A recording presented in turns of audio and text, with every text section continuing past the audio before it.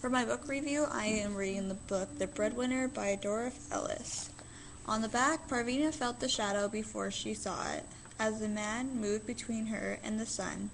Turning her head, she saw the dark turban that was in uniform of a turban.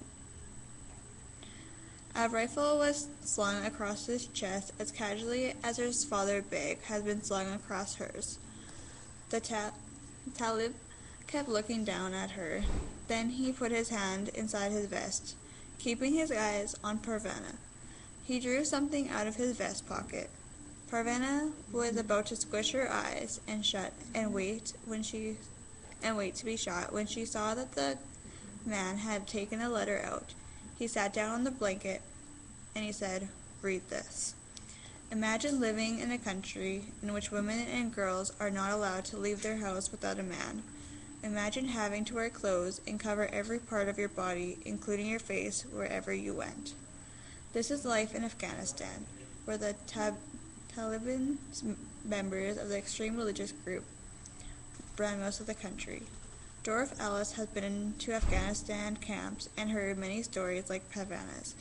All the royalties from the book will be donated to a woman for a woman in Afghanistan, dedicated by the education of Afghanistan girls in the refugee camp in Pakistan."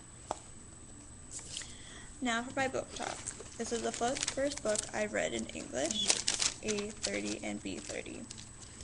The setting takes place in Afghanistan after the war. The novel tells about the after effect of what the war has on people in Afghanistan. Most people only focus on the war that happens there, but not actually what the people go through after the war is done and past. The city used to be a happy, charming, and beautiful place. Now it is surrounded with hardships and soldiers controlling the city. The women aren't allowed outside the house without their husbands or a male figure permission, so they cannot leave the house at all or stand by the windows without a male being at their side at all times and their face covered fully. The main character, Parvana, which is a young girl in her early teens, around 11 years old. She is the second youngest girl in her family of 5. The whole story starts when Parvana's father gets taken away by the soldiers due to the fact that he has a higher education than everyone else, because he went around the world and traveled and got an education before he was settled in Afghanistan. This leaves her family alone and helpless. This turns Parvana's life upside down, as she is soon to become something she's never thought of. She has to take matters into her own hand in order to survive for her and her family.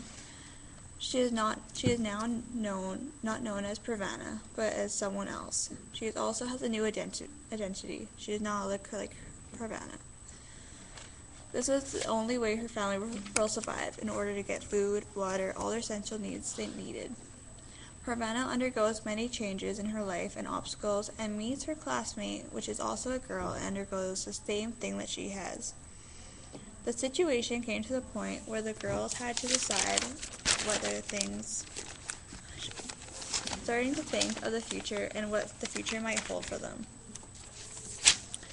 Staying in Afghanistan and be trapped forever without having any rights, and being trapped here and being treated like a slave, or leave while they still can, get away from the torture and the treatment, and leave their family behind.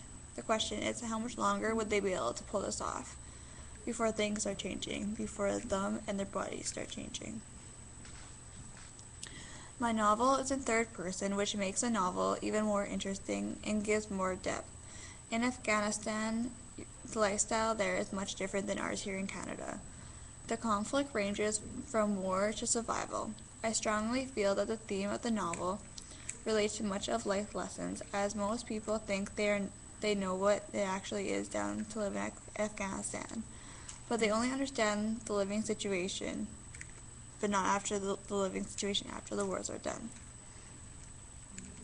I think anyone would be interested in the book due to the fact that it covers life lessons and shows people that we should be thankful to live in a place such as Canada.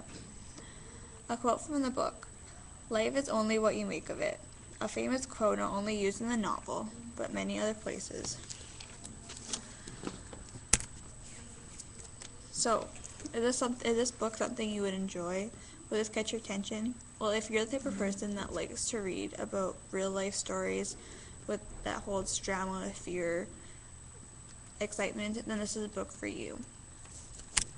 My closing statement. Identity can change a person's appearance, but not the person itself. From a girl to a boy, it comes down to survival and what you're willing to do to survive. And that's my book talk in ELA 20 and 30.